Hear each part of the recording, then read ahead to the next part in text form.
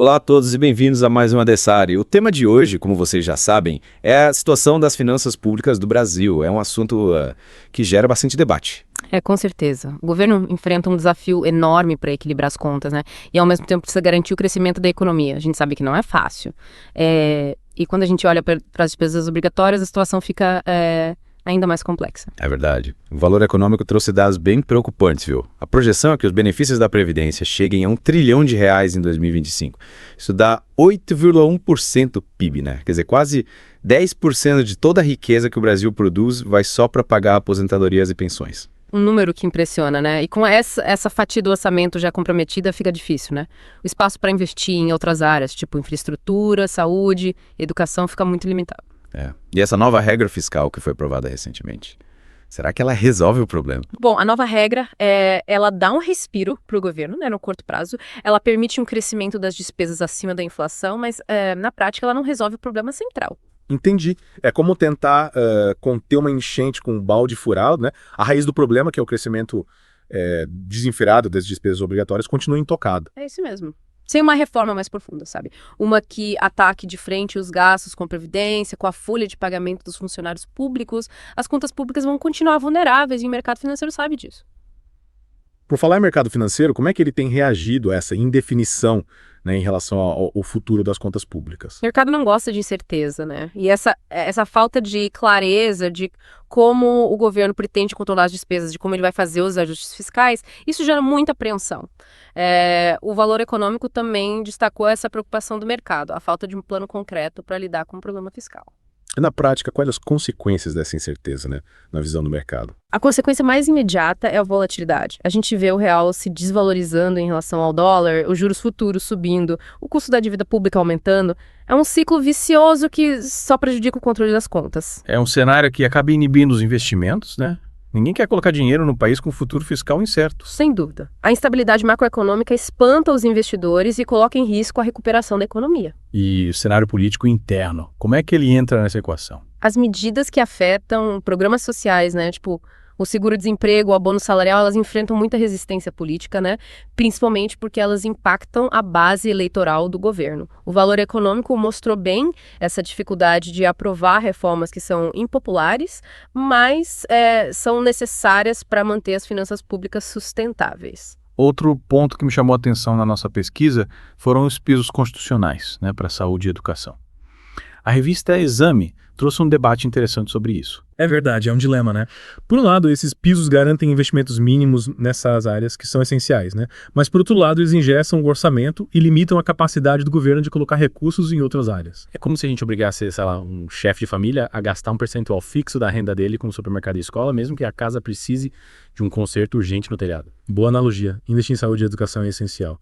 Mas esses pisos, da forma como eles estão, eles acabam tirando a flexibilidade do governo para lidar com outras demandas. E a Exame destaca que alguns economistas defendem uma revisão desses pisos, mas é uma coisa que enfrenta muita resistência, né? Tanto política quanto social. Mexer em direitos constitucionais é sempre um tema delicado. Sim, com certeza. Mas é importante que a gente discuta isso de forma transparente para que a sociedade possa entender os desafios fiscais que o país enfrenta e participar da busca por soluções. E a arrecadação de impostos. Como é que ela entra nessa história toda? A arrecadação insuficiente é outro ponto crítico. Mesmo com ajustes fiscais, com aumento de impostos em alguns setores, a receita do governo continua abaixo do esperado. O Infomoney publicou uma análise mostrando que as reformas fiscais que foram aprovadas recentemente ainda não conseguiram resolver os problemas estruturais de arrecadação do Brasil, e a projeção é que a dívida pública continue crescendo, chegando a 84,3% do PIB até 2026. É uma perspectiva preocupante. Se a dívida continuar nesse ritmo, o risco de uma crise fiscal se torna cada vez mais real. E com juros mais altos para financiar essa dívida, né? Fica ainda mais difícil, o governo vai ter menos recursos para investir. É um ciclo que se retroalimenta. E nesse cenário, o que o governo pode fazer, né, para controlar os gastos, aumentar a arrecadação, retomar o caminho do crescimento? Quais as medidas? A reforma tributária é fundamental, né? A gente já falou dela, já foi aprovada, mas ainda precisa de leis, né? Leis complementares para regulamentar o novo sistema. A Bloomberg Linea publicou um artigo falando justamente disso. que a prioridade do governo devia ser essa regulamentação. Exatamente. Um sistema tributário mais simples, né? Mais eficiente, como ele se propõe na reforma. Isso poderia aumentar a arrecadação sem precisar aumentar a carga tributária, né? Faz sentido. E além da reforma tributária, o que mais que a gente pode pensar? A gente pode pensar em rever os benefícios fiscais, né? Que são dados para alguns setores específicos. O Financial Times publicou um artigo interessante sobre isso, né? Eles argumentam que se a gente eliminar os incentivos fiscais que não são produtivos, a gente pode liberar recursos para outros setores mais dinâmicos, com potencial de crescimento. Sei. Em vez de dar incentivo para quem já está consolidado, né, investe em quem precisa de um empurrãozinho para crescer. Exatamente. É uma questão de priorizar investimentos que tragam mais retorno para a economia como um todo, né? E o que mais a gente pode fazer para melhorar a gestão das finanças públicas no Brasil? A Reuters, por exemplo, falou da importância da governança, né? Fortalecendo a governança fiscal. A governança é fundamental. A gente precisa de mais transparência, né? Mais rigor na gestão das contas públicas, ter mecanismos de controle e de auditoria mais robustos, né?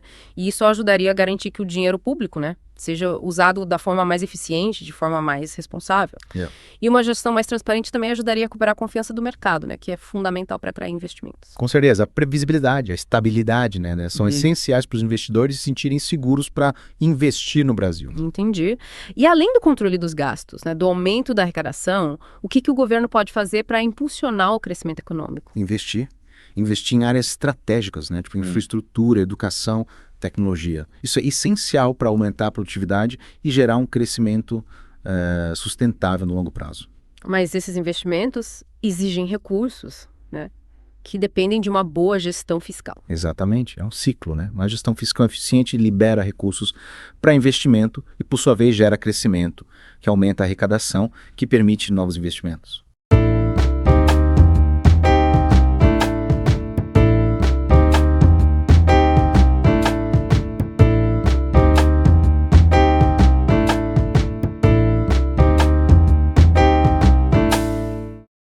E nesse contexto, qual o papel da reforma da Previdência?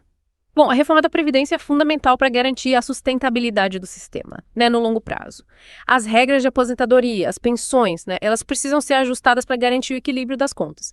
Mas, claro, sem comprometer os direitos dos trabalhadores. É um tema bem complexo, né? Que gera muito debate. A gente viu isso em vários artigos, em várias análises que a gente leu, né? Com certeza. Afinal, a gente está falando de um direito fundamental do trabalhador, né? Mas é preciso ter responsabilidade, né? Buscar soluções que garantam justiça social e, ao mesmo tempo, a sustentabilidade do sistema.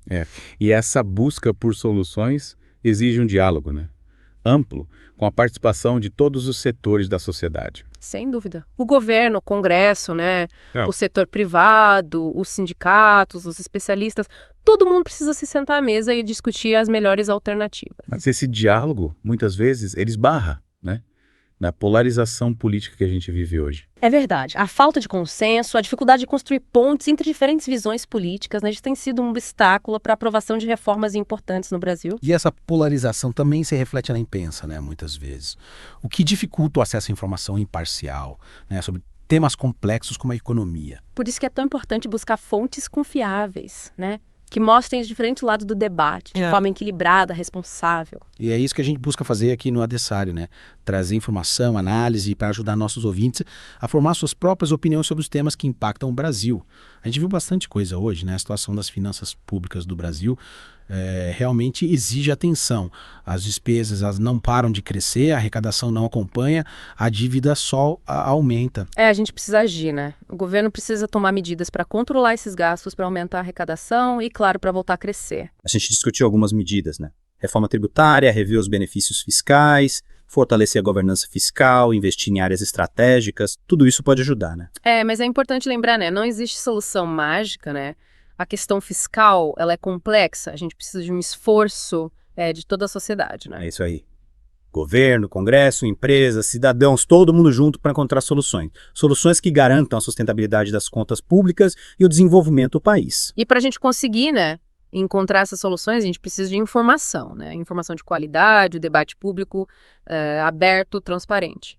É isso que a gente tenta fazer aqui no Adessário, né? Trazer informação, análise, para ajudar você, nosso ouvinte, a formar sua opinião sobre os temas que impactam o Brasil. E a gente quer ouvir você também, né? Acesse o nosso site, nossas redes sociais, mande sua opinião, suas dúvidas, sugestões, participe da conversa. A sua participação é muito importante para a gente. A gente agradece a todos que acompanharam a gente nesse episódio do Adessari. Até a próxima.